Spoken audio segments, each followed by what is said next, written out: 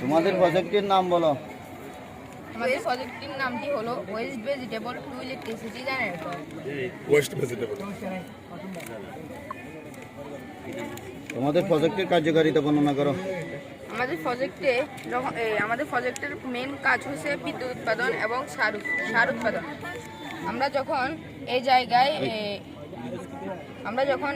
বিভিন্ন ফল, West food, পচনশীল ফল বা শাকসবজি দেব, তখন এখান থেকে তার রস বেরিয়ে এই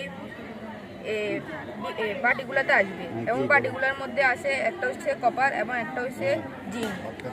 এই জিঙ্কগুলো থেকে প্লাস এবং মাইনাস আসতেছে। কপারটা হলো প্লাস, জিঙ্কটা হলো মাইনাস।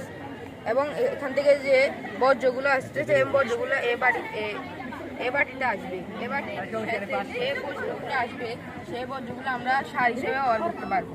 এবং এখান থেকে যে বিদ্যুৎ উৎপন্ন হবে এই বিদ্যুৎগুলো ভেজিটেবল দিচ্ছ?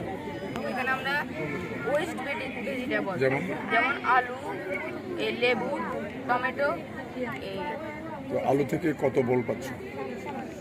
আলু থেকে 1.5 ভোল্টের কাছাকাছি 1.5 বললে তো আর কাজ করবে না, তাহলে কত বল লাগবে? এখানে আমাদের মোট বল লাগবে 4 ভোল্ট। তাহলে এখানে প্রতিটা কি হাফ বল করে না 1.5 করে? জি, সিরিজ কানেকশন দিয়েছে না? আচ্ছা, গুড। তারপর এখান থেকে যে বিদ্যুৎগুলো উৎপাদন হবে সেগুলা এখানে ব্যাটারিতে চার্জ হবে এবং চার্জ হওয়ার পরে এই লাইটগুলো জ্বলবে এবং অন্যান্য সব কাজে ব্যবহার করবে। জি। আচ্ছা, গুড। তুমি বলো তো একটু যে এই যে আলুতে মানে কি আছে? আলুর জায়গায় ভেন্ডিও তো দিতে পারতাম। আলুতে কি আছে যেটার জন্য ইলেকট্রিসিটি পাওয়া যায়? আর লেবুতে কি আছে?